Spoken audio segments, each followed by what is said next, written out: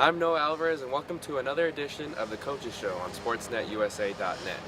I'll be joined alongside later on by Hector Panduro and Ryan Osborne. On this week's show, we have interviews with women's lacrosse and soccer head coach Pam Lewin, as well as men's basketball coach Perry Webster. Now, before we get into it, I'd like to congratulate Coach Webster and the Fullerton men's basketball team for winning the state title back on March 17th. They defeated San Francisco City College by a final score of 85-79. With the victory, Coach Webster becomes the first person at the community college level to win as a player, as an assistant coach, and as a head coach, all in a 9-year span, I might as well add. As for spring sports, Coach Nick Fuscardo's squad is off to a 6-16 overall start. They have a series against Santa Ana College next week. And for the softball team, Coach Marianne Mendoza has her team red hot as they are 17-4 on the year, 7-3 in conference, and will have won 10 of their past 12 games. They will play in the Ventura College tournament this upcoming weekend of March 23rd. They're ranked for the first time in 6 years. So we're here with Coach Perry Webster, and Coach, fresh off a CCCAA championship, how does that feel? It feels good. Feels like what we accomplished, or that we accomplished what we kind of set out for, and thrilled for my guys, and thrilled for the program, thrilled for the school, thrilled for the city. It's a big deal. Coach, you won the CCCAA championship in all three levels, as a player, an assistant coach, and now as a head coach. Does this one have a little bit of an extra thrill now that it's your own program? Yeah, it definitely does. It feels nice to be the guy kind of leading the charge, and you know, as much as I learned from Coach Brown at Saddleback and playing under him and assisting under him, it's nice to be able to kind of spread my wings and do it on my own one time, and I'm really excited about it. Some say that you can't necessarily enjoy what you're doing right now if you don't appreciate what happened before. You go back a couple years back, unfortunate ending in the state final. Does that ending give you more of an appreciation for the win this year? Yeah, I think just the every year grind of it is you have to appreciate when you get to the championship game. I mean, I've had success. I've been in the championship game a few times, and it's not an easy thing to get to that point. So, you know, you got to be lucky. You got to have good kids, and it's not so much about the team from 2 years ago. It's more about this group of guys. It was satisfying for me for them to have that, and they did everything right throughout the whole year. We had no off-court distractions. We had guys that were completely bought in, and they were doing 7 a.m. weightlifting and running in the summer, and they never missed. They never were late. It was an impressive group to be around, so they got what they deserved.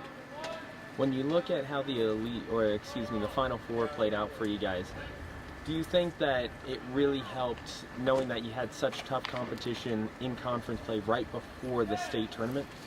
Yeah, I think the Orange Empire always kind of prepares you, but the whole year we played tough competition. I was actually looking at it yesterday in the Massey rating. We played, I want to say, we had 10 or 11 wins against teams in the top 20 in the state. So we played everybody tough that we could put on our schedule. And we do that every year. We ended with the number 2 strength of schedule in the state. So I think that all prepared us the whole way through. It wasn't just the league play. When you talk about the number 2 strength of schedule in the state, does that also give you and your team a little bit more confidence? Hey, you know, this wasn't a fluke that we got good matchups or whatever. We played the toughest teams and still won. Yeah, I agree that playing them helps, and just getting that experience of playing in tight games. I think, against Fresno and San Francisco especially, I think the North, just doesn't have as many quality teams as the South does, so they're just not as comfortable being down and can get in a little bit more of a panic, or maybe not, as comfortable in a close, tight game at the end, where we played, a ton of games that way throughout the year. So I see that as a benefit for us, and it definitely was this year. When you look at the first half of that championship final, you guys had a solid 10-point lead early in the first half, but then San Francisco started chipping away at it. What was your reaction as a coach during that first half?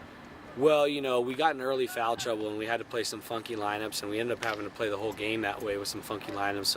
Those other guys that hadn't played a ton during the year really stepped up. Harrison Bonner was just big time for us. But, you don't, in the first half, you're kind of just coaching the game. You're not worrying too much about the score unless it's getting out of hand. You start the second half, you kind of try to stay with that, and then last 15 minutes or so, you're really trying to execute and control the clock and kind of see where you're at. So we knew they had came back the 2 nights before. Our guys were aware of that. We told our guys we felt like we would be playing with a lead. They had kind of had a tendency in the playoffs of getting behind. and we just, we talked about valuing each possession late in the game, and our guys did a great job of not turning the ball over, and then also valuing defensive possessions. They did a good job rebounding, and we found a way at the end. You lose Zeke Alley earlier this season. When you talk about a system that has completely bought in, what was it like to be able to see your team, knowing that they lost that big-time guy in your lineup, still come together and end up filling in those roles? I think all of us, when we lost Zeke, it was like a big wind out of our sails because, Zeke was leading the state in assists at the time. He was second on our team in points. He was really playing at a high level, maybe even better than anybody in our team was playing. He was possibly our team MVP, so we lost a guy that we felt was really important. And maybe for a couple weeks we didn't know if we could believe, but we won those games, and I think the emergence of Dylan Banks really helped us start believing. Even me, I kind of saw the way Dylan was playing. I started thinking to myself, gosh, I think he's playing at such a high level, we could actually get this done. And the 1 or 2 games that we lost this year without Zeke were 2 games that Dylan didn't play great against Saddleback, and then he didn't play a lot against Copper Mountain. And I kind of thought to myself heading into the playoffs, hey, Dylan's going to be a big piece of this, make sure he gets his minutes and does his thing, and he really stepped up for us. No head coach can be as successful as he would like unless he's got a good family around him. You were mentioning it on social media. Your family was there for you this entire time. What's it like to be able to have your wife and your 2 kids supporting you? Well, my wife is, she just gets it. She understands sports. She understands a coach's life. She's a coach herself at Cal State Fullerton, and she's so supportive of me. And to have the kids there in the pictures was really, really special for me. I pride myself on, I know I'm an intense coach and an intense individual, around campus and stuff, but having my family and having that backbone is really, really important to me. So Stacy's the best, and she keeps me in line, and so I was really nice to have her. But it was also nice my parents were there. My parents support me through everything. They're at every game, and then my brothers were there, and my other brothers were watching online. So uncles, aunts, there was a lot of people that were involved in this thing, and a lot of I'm lucky I've been able to stay in Orange County and stay close to my family. Everybody who kind of knows the Websters knows we're real tight, and it was nice to have everybody there. And we're actually going to go Friday night and celebrate at my parents' house because it is that special to us. Coach, the first interview I did with you a few years back, you had your son in your arms, and we did a half-court interview during one of the women's basketball games. This year, as you're cutting down the nets and also celebrating, getting that team picture, you have your son in your arms again. What's it like to be able to have that feeling? What's crazy is Vince is only 2.5 years old. Now he's already been through 2 state championship games. One on the wrong end, and I ended up driving home with him from Las Positas, and then one on the right end this time. And Lucas was there too, the little one. He's in the pictures, and Ronnie was holding him, and it's just such a special moment. Really, that picture I always remember with Vince in my arms and Luke in Ronnie's arms, because me and Ronnie have been through the fire together, and I feel so strongly about him, and he's part of my family, and it was a really nice feeling the whole way around. Coach, congratulations on the state title. Thank you very much. Appreciate it. All right, ladies and gentlemen, you are listening to SportsNetUSA.net. My name is Hector Panduro, and with me on the phone is Coach Pamela Lewin of the Fullerton College women's lacrosse team. How's it going, Coach? Very well, thank you. Overall, this season, Coach, you guys have played 3 games, and you are on a record of 1-2. What can you tell me about the first 2 losses? I mean, it was the challenges your team faced going up against both Concordia and Cal State Long Beach. Well, the challenge, obviously, is that they're a 4-year program, and we're a 2-year program. So they've had players that have played, their 3rd and their 4th season. Everybody on our team is an incoming freshman. So this is the first time they've played collegiate lacrosse, with a good number of my players having never played any lacrosse before they held a stick in their hand at the beginning of this semester. So that has been a little bit of a challenge for us. I think it was good to play, we needed to play our first game against Concordia because we needed them to have kind of a direction and a purpose and practice. We were going over offenses, the everything from stick handling, how to the basic techniques of how to catch, how to throw. Mm-hmm. And once we did that, gave, at least as a coach, it gave me a better idea of exactly what we need to practice. And so, we put in a lot of time and effort into running kind of like what we would call like a set piece, more like basketball offenses. and we spent some time shoring up our defense and how to defense and how to do a zonal defense and slide under pressure and how to move off ball. And once we did that, we played our next game was against Cal State Northridge. We ended up beating them 6-5, and then just recently we faced Cal State Long Beach, which was the other team that we lost to. And quite honestly, I think that this is my first year coaching lacrosse. That I could have used the timeout. Lacrosse has 3 timeouts. And in the second half, at halftime it was 3-2. Long Beach was up. But in the second half, they went on a run, and I think I should have used the timeout, if not for anything other than try to slow the momentum down if they're scoring. But 6-9 in a lacrosse game, we're still really competitive. Like I said, it was 3-2 at halftime, and then the overall score at the end of the game. We started to kind of surge there in the last few minutes, but just time ran out before we could get it where it was equalized. You talk about that the lacrosse team here for Fullerton College is a 2-year program.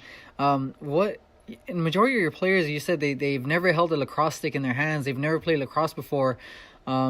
Lacrosse is one of the oldest team sports actually played in North America. Why do you think that is, that a lot of these players have never played lacrosse and are barely learning this sport? Well, I think that even though it's been in North America for a long time, it's been on the East Coast exclusively. And so probably like the last, 10 years or so, it's always hard to tell when some of the local high schools, but most of the high schools that have played are in South County, South Orange County. And so, you have El Toro, Alyssa Miguel, San Juan Hills, those schools.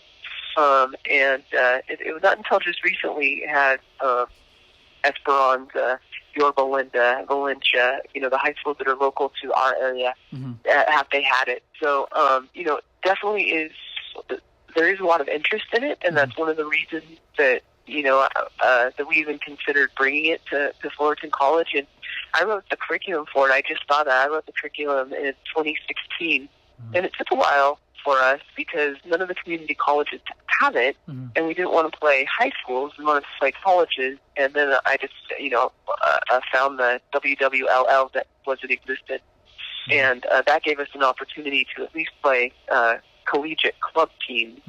But with all the interest, like you said, I'm hoping that other community colleges get on board and start to offer women's lacrosse, because it would be great to have it as a CCCAA, which is California Community College Athletic Association. It would be great to have it intercollegiate and be able to play, a conference and play for playoffs. Right now, in the WWLL, which is the Western Women's Lacrosse League, we're a provisional admit.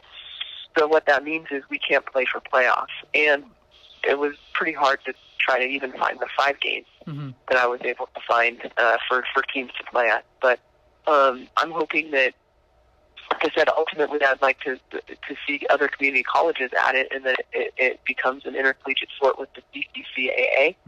But in the meantime, I'm hoping to petition that next year we go into one of the divisions, and if we get into one of the Division 2, if we get into one of the divisions, we'll have a probably like a 10-game schedule, and then we'll be able to play for playoffs if we do well.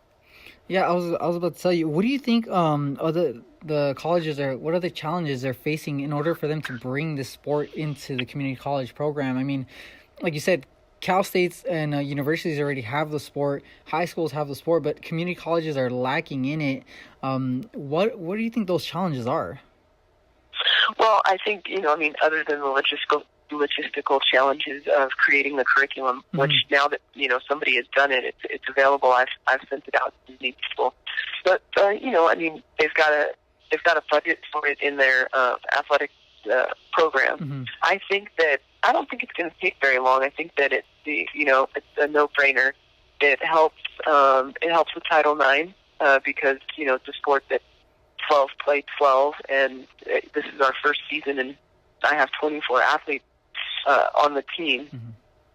So there definitely is that interest, and it definitely makes sense if you have if you're a college that has football, because there's so many numbers in football that this helps as far as allowing the underrepresented gender have an opportunity to participate. So I think it's just a matter of time. I think that what's kind of exciting for me is being a soccer coach. Also, there was a time when Fullerton College didn't have women's soccer, and Cal State Fullerton didn't have women's soccer, and now they've had the program. I've been the coach here at Fullerton, and I didn't start the program, but I've been here for 18 years. So I think it's just a matter of time when we're going to be talking about go into the future about lacrosse, and it will have that same situation. I think that there's a lot of interest, and it is very popular at the high school level, and there's a place to play at the college level, so transfer. And that's what we offer here at the community college. We offer student athletes the opportunity to play a sport that they love, and maybe they didn't do the greatest academically when they were in high school, but they can come into community college and transfer and go play the sport that they love at the next level at the 4-year, when they move on to the 4-year level. You talk about you played soccer and you're a soccer coach for the women's soccer team. I personally am a soccer player myself, and I love that sport dearly. What can you say you've learned from soccer that you brought onto this team in order to coach the women's lacrosse team? Well, one of the things that we're using zonal defending, which we use from soccer. So, but instead of doing it more linear, we're doing it in more of a horseshoe shape because of the fact that like hockey and lacrosse, you can play back behind the goal. So it's just applying like the different pressure. A lot of the players this year on my soccer have played soccer for me. So it's just been easy to kind of transition to the defenders that I have at the zonal defending that we needed for lacrosse. So that's one of the things. And then obviously, having coached soccer, it manages 11 people out on the field. This manages 12, so luckily I'm used to those kinds of numbers. It's not like I was basketball where there's only 5, and now I'm dealing with 12 as far as like defending, mids, attacking players. It's very similar. So the transition hasn't been as difficult as you would think learning a new sport. Okay. You said it's like a combination of both soccer and hockey. Do most of your players? You said some of your it's players. It's like soccer. It's hockey. And it's basketball. Basically, all 3 sports put together. Would you say? Yeah, somebody was telling me it's similar to water polo too. Oh yes, exactly. Would you say that someone that has skills in those other sports coming into the lacrosse, they come with a better understanding of the sport itself? There are some specific skills that are necessary for lacrosse, like cradling and stick handling, and then obviously like utilizing the stick to catch and to throw. That I think that if you played lacrosse, you're going to have that kind of an advantage. But one of the things that has helped us is the fact that our team is so athletic. That the players that are coming from soccer definitely have an advantage as far as footwork is concerned and movement. Where they have a disadvantage is they're not used to utilizing their hands, and even though you catch and throw with a stick, a lot of it is dependent on your hands. So that's when you come out, you would be able to tell the kids that played lacrosse versus the kids that I got from soccer. But as far as like the enthusiasm for the sport, everybody that's out there is enjoying playing the game. And you yourself, you said you play soccer, but have you ever played lacrosse yourself, or this is? I haven't. It's something that I kind of. I was actually at a soccer tournament in Santa Barbara, and I saw men's lacrosse being played. And I thought, man, that's fantastic. I think that, I'll look into it a little more. And then looked into the women's game. And had a friend whose daughter was playing and went out and watched, and I thought, you know, it's, like you said, there seems to be a lot of interest, and it's something that we should offer. And it's one of the things that, you know, I kind of, how I got my soccer players is I said, you know, there was a time that people had the passion for soccer, but there wasn't a teams for women to play. And if it wasn't for other athletes in other sports coming and helping out to get it started, women's soccer might not be at the community college right now. And so I kind of showed them, hey, you have an opportunity to help somebody who's just as passionate about their sport as you are about your sport. And the lacrosse players have been very appreciative of the other athletes that have come to help them have this inaugural year. Well, Coach, last question. Soccer itself here in the U.S., it's a very, very young sport. It's still growing. Lacrosse has been around for many years, but it seems like it's still developing within the colleges, within the community. Do you think it's going to fully develop in both men and women's lacrosse teams in the next 2 to 3 years? Well, I think that definitely, you know, it's always led by CIF. Things sometimes get led by CIF, and they now have CIF for lacrosse, so the boys and girls. And I think that will just and there are places, you know, Division 1 and Division 3 for sure have women's lacrosse at the collegiate level, and there's you know, Division 1 collegiate lacrosse for the men. So as you know, there's more youth programs, youth club, high school interest. It's just going to end up feeding the colleges, and I think that the California Community College is going to find its place to be a good situation for a lot of athletes as they transfer from the high school level to the collegiate level and then on to the 4-year level. Okay.